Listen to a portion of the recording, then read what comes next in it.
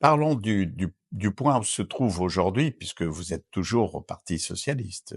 Non, je l'ai quitté, pour être honnête.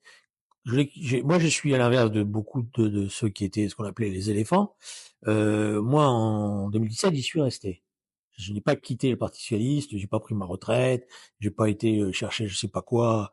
Voilà, je ne me suis pas fait nommer par François Hollande à je ne sais quel poste honoraire qui me permettait d'assurer mes beaux jours, mes vieux jours. Voilà, je suis resté un simple militant, donc je suis resté à la direction du parti. C'était assez conflictuel d'ailleurs avec la nouvelle équipe parce que ils étaient sur la ligne les vieux dehors et nous les jeunes vous allez voir ce qu'on va faire. Bon, donc et j'ai essayé de les aider. Donc c'est pour ça qu'ils peuvent pas me reprocher de dire que j'ai tapé dessus. Moi j'ai essayé de les aider, de leur proposer des solutions, notamment je me rappelle des gilets jaunes où ils ont rien compris de ce qui se passait dans la société française. Bon enfin voilà, dans la préparation des européennes, etc. Et puis en 2021, à l'été 2021, le patron actuel du Parti socialiste, Olivier Faure, me convoque au printemps et me dit bon, je voulais te prévenir quand même voilà, on va soutenir Anne Hidalgo. Moi, j'ai rien contre Anne Hidalgo personnellement. Je me dis, c'est complètement aberrant ton choix. Il me dit, mais pourquoi? Je dis, parce qu'il va faire 2%. Pourquoi? Je dis, parce que tu vois pas le rapport que Paris a avec la province, tu vois pas par ailleurs la contestation qu'il y a sur ses choix, voilà, donc ça ne le fera pas, tu te trompes. Il m'a dit, mais non, et par ailleurs, cyniquement, il me dit, de toute manière, je peux pas faire autrement, parce que j'ai besoin d'elle pour gagner le congrès du parti qui vient. Voilà. Voilà. Et donc là, je dis, écoutez, là, j'en ai avalé des couleurs, tout ce que vous voulez, mais là, voilà. Et donc, j'ai pris, sans en faire de bruit, j'ai pris mes clics et mes claques, je suis parti. Mais je réfléchis, j'ai pas encore totalement tranché. Mais je pense que on est dans un moment aujourd'hui où on est obligé de se réengager. D'ailleurs, c'est ce que dit Monsieur de Villepin. Euh, Parce que au regard de ce que j'ai évoqué devant vous, on est obligé de s'engager dans la bataille. Je pense que je peux pas rester au milieu du gué à partir du moment où j'ai fait ce livre, à partir du moment où je mène la bataille médiatique ou sur le terrain dans les réunions. Il va falloir en tirer les conséquences. Et pourquoi en tirer les conséquences? Parce que je pense que la question clé maintenant, c'est qu'est-ce que va faire le Parti socialiste?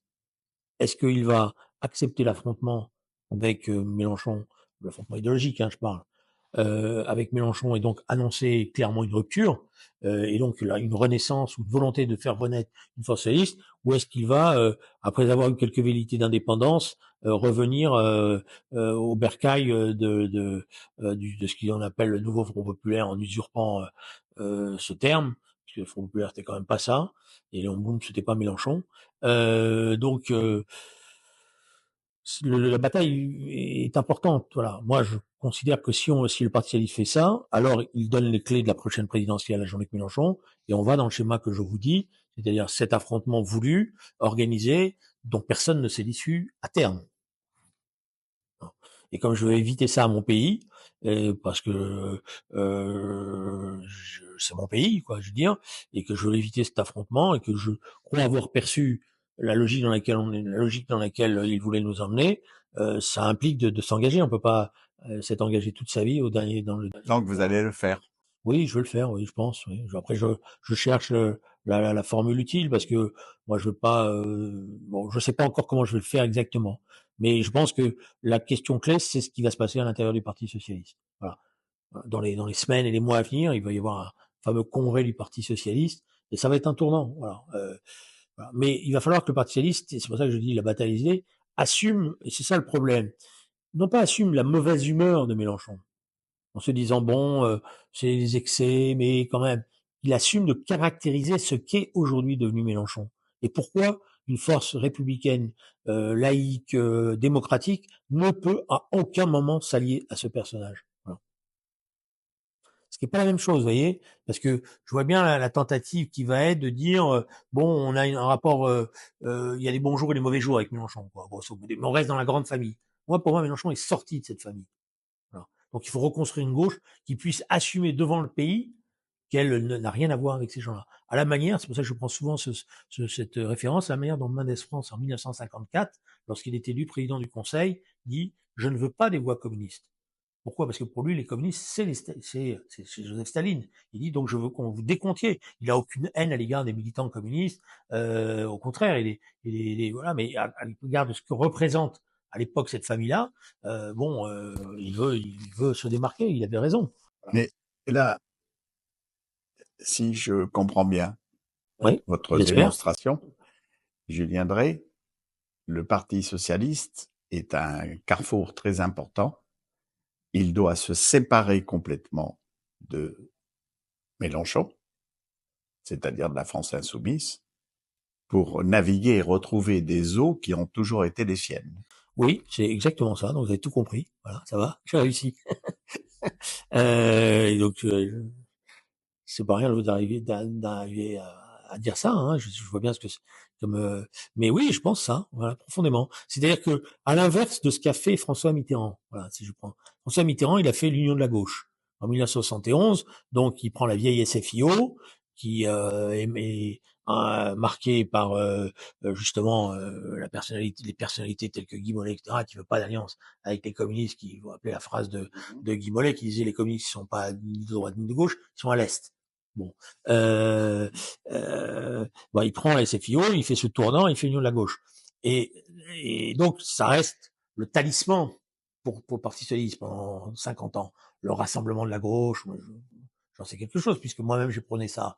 Bon, mais aujourd'hui, je pense que ce schéma-là n'est plus valable.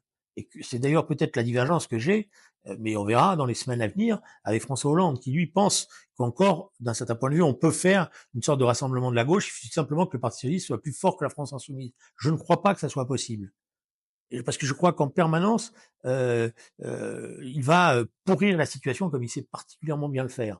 Et donc, en permanence, vous allez être interpellé par, mais alors, vous êtes d'accord, vous en pensez quoi, et vous allez être obligé d'assumer ces outrances. Et le fait d'assumer ces outrances vous fera perdre toute une partie de la population française qui aujourd'hui ne veut pas voir Mélenchon, euh, Les outrances de Mélenchon. les outrances de Mélenchon, oui.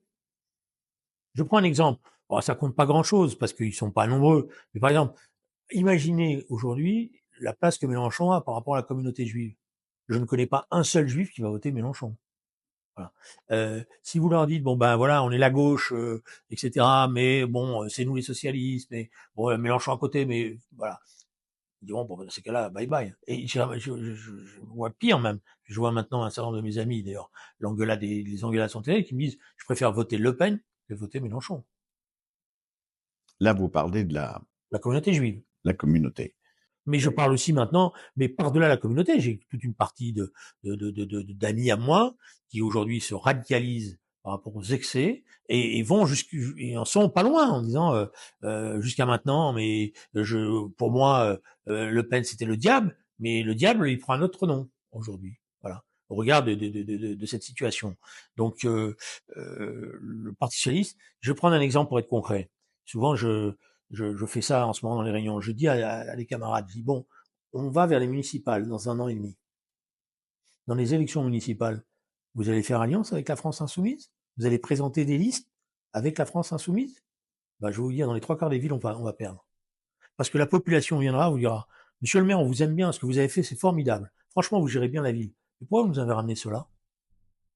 Comment on va faire avec ça? Mais vous savez que le Parti socialiste, beaucoup de candidats qui sont députés, qui sont à la Chambre, ont été élus grâce aux voix de la Alors, France. alors ça, c'est ce qu'ils pensent. Mais ce n'est pas la vérité. Parce que comme ils n'avaient pas confiance en eux, ils n'ont pas été à la bataille. Voilà. Mais je pense que l'élection partielle qui vient de se dérouler dimanche en Isère montre quelque chose d'important. C'est-à-dire qu'il y a un recul terrible de la gauche et le candidat était un candidat de la France insoumise et il a perdu des milliers de voix. Pas simplement à cause de la participation, comme essaye de le faire croire la France insoumise aujourd'hui, parce que les gens ne veulent plus, voilà, se détachent. Hein. Les démocrates, les démocrates sincères de ce pays, les républicains, ils sont aujourd'hui choqués. Voilà. Les francs-maçons, par exemple, aussi, commencent à dire, mais c'était un de nos frères, qu'est-ce qu'il raconte là? Voilà. J'en connais beaucoup hein, qui me disent, et pourtant on l'adorait, nous. Quand ils faisaient des tenues blanches au Grand Orient, on se bousculait pour venir écouter Jean-Luc Mélenchon à l'époque. Voilà. Je suis pas sûr qu'il ait ce même succès. Je vais prendre un exemple très simple. Rappelez-vous que après Charlie Hebdo, c'est lui qui prononce l'éloge funèbre de Charles. Toute la rédaction décide de lui donner, ce qui est pas rien comme reconnaissance. Hein. Voilà. Vous pensez qu'aujourd'hui la rédaction de Charlie Hebdo lui confierait l'éloge de Charles? Donc vous voyez voilà la situation dans laquelle on est. Donc je pense que le moment est venu de dire voilà, nous on n'est pas, on n'a rien à voir avec ce qu'ils représentent, voilà. Et on construit une autre famille politique. Et il faut le faire dans une dynamique qui est à la fois de refondation idéologique, parce qu'il ne faudra pas simplement faire quelque chose qui est, on n'aime pas Mélenchon, il faut se mettre à travailler, repenser le monde. Et je pense que l'élection de Donald Trump nous oblige à repenser le monde. Voilà. On va pas le regarder faire, de la même manière qu'elle nous oblige à repenser la place que prennent ces superpuissances financières que représente Elon Musk, etc. On est quasiment dans les romans de science-fiction quand j'étais jeune, une sorte de gouvernement mondial, de gens qui sont contrôlés par personne et qui décident. Elon Musk, toi t'es bien, toi t'es pas bien, toi t'as le droit de mon réseau, toi t'as pas le droit de mon réseau. Bon, ah, donc qu'est-ce qu'on oppose à ça? On peut pas simplement dire Trump est méchant. Quelles sont les formes de régulation qu'on va essayer de remettre en place? Voilà, quelle place que l'Europe va prendre dans cette affaire-là? C'est le sujet de fond qui s'ouvre d'ailleurs à partir de l'avènement, l'arrivée au pouvoir de Trump et de tous ceux qui l'accompagnent. Oui. Car tous les rois de la tech, de la technologie moderne, avancée, sont derrière Trump. Oui, parce qu'ils ont l'impression que désormais, ils vont pouvoir gouverner le monde sans avoir à rendre des comptes. C'est formidable. Aux politiques, Aux politiques et au peuple même. c'est-à-dire les représentants du peuple. Ah, c'est formidable. C'est au-delà de tout ce qu'ils pouvaient espérer. Donc, donc c'est vrai que la démocratie aujourd'hui, telle qu'on l'a contenue, on l'a conçue, elle est d'un certain point de vue menacée. Voilà. Mais y a-t-il des leaders aujourd'hui dans le monde politique français qui pourront conduire justement cette bataille? Vous en voyez, vous? Alors, euh, il y a une formule qui dit on trouve son mouvement en marchant. Voilà. Ou je dirais d'une autre manière, la lutte détermine la lutte. Je pense qu'à ce stade-là, il y en a pas. Oui, je vois des points, comment dire, je vois des possibilités. Je veux pas vous dire à telle ou telle personne parce que j'en sais rien, mais je sais qu'il y a un potentiel, y compris au sein du Parti socialiste. On le voit pas assez, mais il y a toute une génération. Et c'est pour ça que je pense que les vieux éléphants ou les vieux lions les vieux tout court ont un rôle à jouer.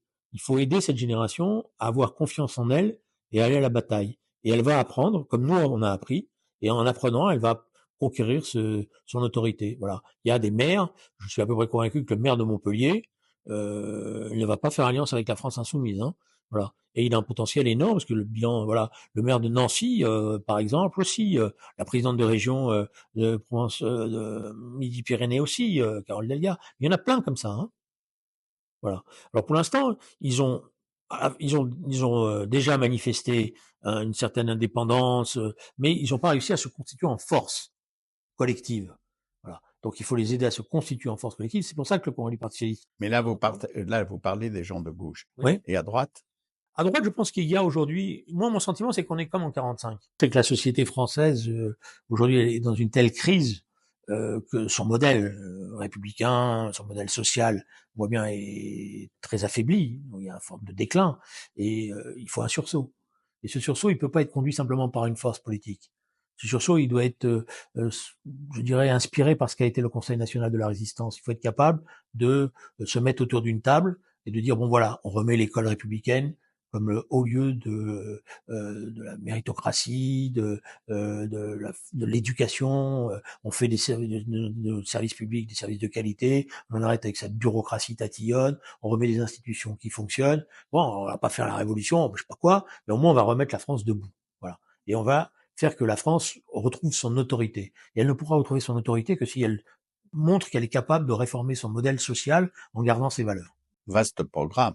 Oui, comme le Conseil national de la résistance, c'est un vaste programme. Et qui va conduire ça? Emmanuel Macron? Non, non, Emmanuel Macron, c'est fini. Je veux dire, il aurait peut-être pu. C'était vaguement un petit espoir que j'avais au début, moi, parce que je trouvais qu'il avait du talent, qu'il était brillant, et que sur bien des diagnostics, il avait perçu les choses. Mais vous savez, ce système institutionnel est terrible parce que la présidence rend fou les hommes. Voilà. Et les femmes. Hein. Bon. C'est d'ailleurs pour ça, d'après moi, qu'il faut en sortir. Il faut construire un nouveau système institutionnel aujourd'hui qui soit plus moderne que cette folie qui fait que vous avez des gamins de 35 ans et à peine ils sont élus maires que la première chose à laquelle ils pensent, c'est déjà d'être candidat à la présidentielle. Bon, en général, nous, on nous apprenait qu'il fallait d'abord faire bien son mandat de maire, bien son mandat de député, puis qu'après on y penserait. Là maintenant, voilà. Bon, mais ça, je ferme la parenthèse. Donc il y a ce travail qu'il va falloir faire, et pour ça, il faut d'abord s'émanciper de ce que j'ai dit, de ce que représente Mélenchon, et travailler à ce rassemblement. Voilà. Et vous voyez des hommes capables de conduire? Mais il y en a beaucoup plus qu'on ne le croit. Vous savez, je raconte souvent que quand on finissait les réunions de la commission des lois, avec mon camarade Pierre Mazot et avec d'autres, euh, quand on allait à la buvette de l'Assemblée, souvent on se disait entre nous, dommage, si on arrivait à construire des majorités d'idées, on arriverait à avancer. Parce qu'on savait que par la discussion, vous savez, la commission des lois de l'époque, je peux vous dire que ça durait des heures et des heures, et que ça volait haut, hein. Mais on arrivait à trouver On est à quelle époque, là? en 93, 94, 95, 96. On arrivait à se dire, mais au moins là-dessus, voilà. Sur la sécurité, je suis à peu près certain que moi, si on se met autour de la table derrière les formules, etc., avec ce que moi j'ai appris et ce que j'ai proposé, j'arrive à faire à rassembler sans problème sur les problèmes aujourd'hui de délinquance, de violence, de justice, voilà. On peut y arriver assez facilement, beaucoup plus vite qu'on ne le croit. J'ai l'impression de retrouver le personnage de la série télévisée, le Baron Noir, De finalement. la fin, Ouais. parce qu'il est président de la République. Oui, celui qui inspire quand même. C'est vous qui avez inspiré ce Oui, personnage. puisque c'est mon assistant alors, je l'ai inspiré, après il a travaillé. Le terme Baron Noir avait été utilisé par l'équipe, par Jean-Paul Huchon, qui après est devenu mon ami, et j'ai été même son vice-président de la région, parce que j'avais essayé de faire que ce qui était à l'époque une très grande grève des infirmières ne débouche pas sur une impasse, et que la gauche soit capable de discuter déjà avec, c'était, voilà. Et donc ça avait énervé l'équipe au pouvoir de Matignon, qui avait l'impression que c'était la main de Mitterrand qui était en train de fomenter tout ça, et donc il m'avait surnommé le Baron Noir. Et après, hein, celui qui a énormément de talent, qui s'appelle Éric Banzekri, il a écrit d'autres, mais c'est comme lui, a repris ça et puis il a construit une histoire. Après, oui, il s'est inspiré. Je sais pas que le Baron Noir, voilà, mais il s'est inspiré. Et ça y est, vous avez jeté votre toque d'inspirateur aux orties. Vous n'êtes plus le Baron Noir. Non, mais moi, si j'étais pas, j'en sais rien, voilà. Honnêtement, moi, je crois à des choses, et j'ai pas envie de finir ma vie en constatant que toutes les choses auxquelles j'ai cru s'écroulent. Voilà. Merci, Merci. Julien.